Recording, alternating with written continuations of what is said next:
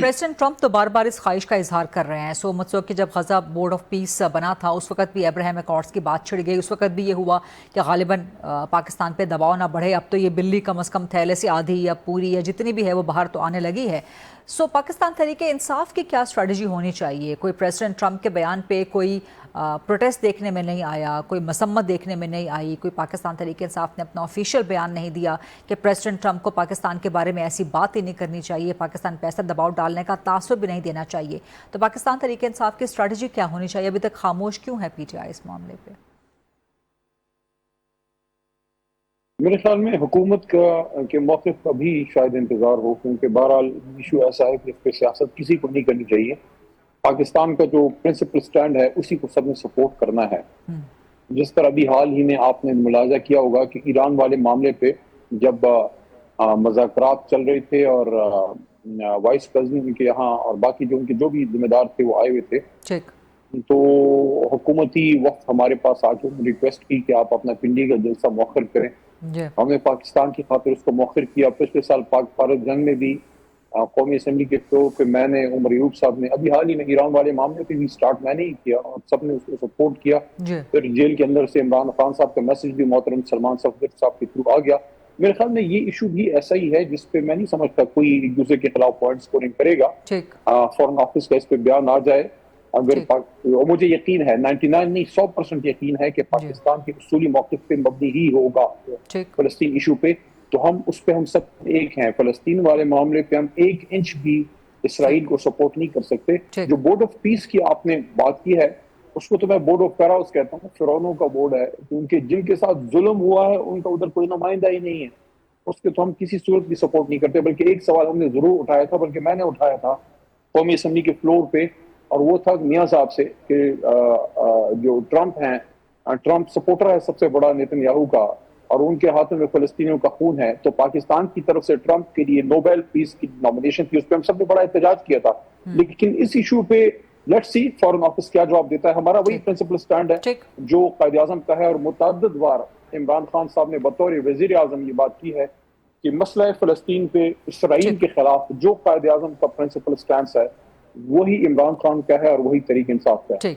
Foreign policy पर तो आप हुकूमत को सपोर्ट कर रहे हैं या पाकिस्तान तरीके इंसाफ हुकूमत की सपोर्ट कर रही है, लेकिन इंटरनल पॉलिसी, डोमेस्टिक पॉलिटिक्स के हवाले से उतनी ही आपके अंदर दरार है या उतनी ही आपकी एक दूसरे के साथ मुखालिफत की शिद्दत है। सो डोमेस्टिकली मुझे बताएं कि क्या ईद के बाद पाकिस्तान तरीके इंसाफ वाकई एहतजाज कर सकती है? क्या पीटीआई इस पोजीशन में मौजूद है? ईद के बाद क्या पीटीआई का पीपल्स पार्टी के साथ कोई एका हो सकता है, कोई इत्तेहाद हो सकता है? इशू टू इशू क्या ऐसा कोई कुछ मुमकिन मौजूद है? प्लस ठीक है, आप लोगों का एक बयानिया है कि आपके साथ बहुत जुल्म हो रहा है, रियासत बहुत जुल्म कर रही है, ज़्यादती कर रही है, लेकिन आप नहीं समझते कि पाकिस्तान तरीके इंसाफ खुद अपने साथ भी ये ज़्यादती कर रही है कि जब खुफिया मुलाकातें मोहसिन नकवी से होंगी तो फिर सवालात तो उठेंगे और शकूक व शुबहात तो जन्म लेंगे? अली मोहम्मद खान साहिब, आप सवाल में दो बेसिक हिस्से हैं। पहला तो जो आपने पीपल्स पार्टी के हवाले से किया है, तो एक चीज को तो मैं बड़ा पॉजिटिव देखता हूं। मैं तो हमेशा से पॉलिटिक्स में गुड वर्किंग रिलेशनशिप का कायल रहा हूं। मैं हमेशा ये कहता हूं कि किसी दूसरे को गद्दार ना कहिए, और ना सारे दूसरी जमात में गलत होते हैं, ना आप सारे सही होते हैं। दूध से नहाया हुआ कोई नहीं है, कोई यहाँ फरिश्ते नहीं है, इंसानों में फरिश्ते ना ढूंढिए। बल्कि मैं यहाँ इमरान खान साहब की बात करूंगा। ये आपने खान साहब को बहुत बार इंटरव्यू किया है, धरने में हमारे 2014 में आप खुद तशरीफ लाया करती थी, आप कवर करती थी, लेकिन एक ऐसी बात जो शायद खान साहब ने कभी किसी इंटरव्यू में नहीं की।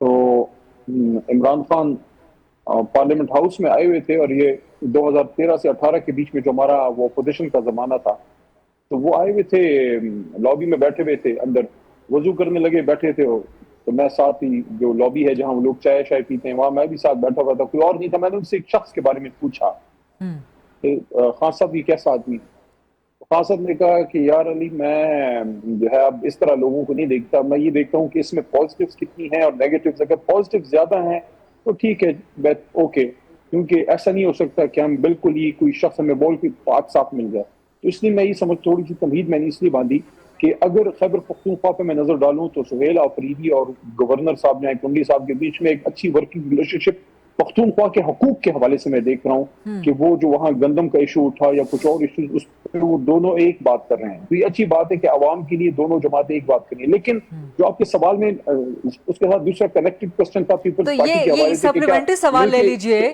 کہ عمران خان کی ہدایت کے مطابق پی ٹی آئی نے کتنی پازیٹیوٹیز دیکھی ہیں محسن نقوی میں کہ بار بار ملاقات کرتے ہیں؟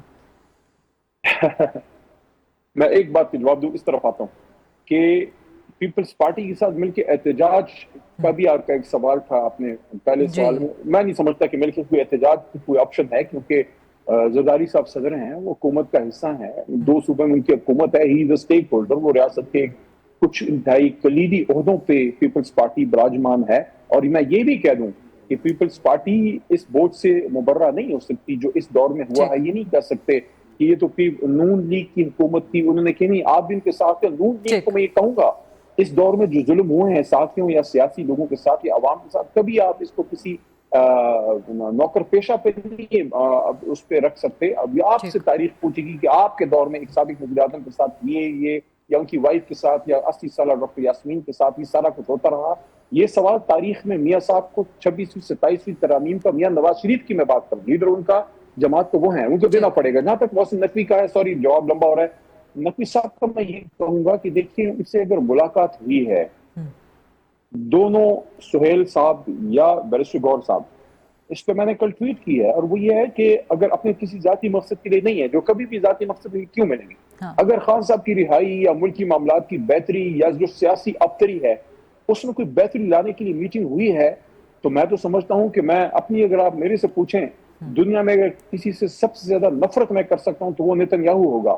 لیکن میں نیتن یاہو سے بھی ملاقات کر سکتا ہوں فلسطینیوں کے لیے یا اپنے لیڈر عمران خان کے لیے یا کسی کے لیے بھی. مطلب ایک مقصد کے لیے آپ بدترین دشمن سے بھی جا کے ملتے ہیں. میرے کہنے کا مقصد یہ ہے.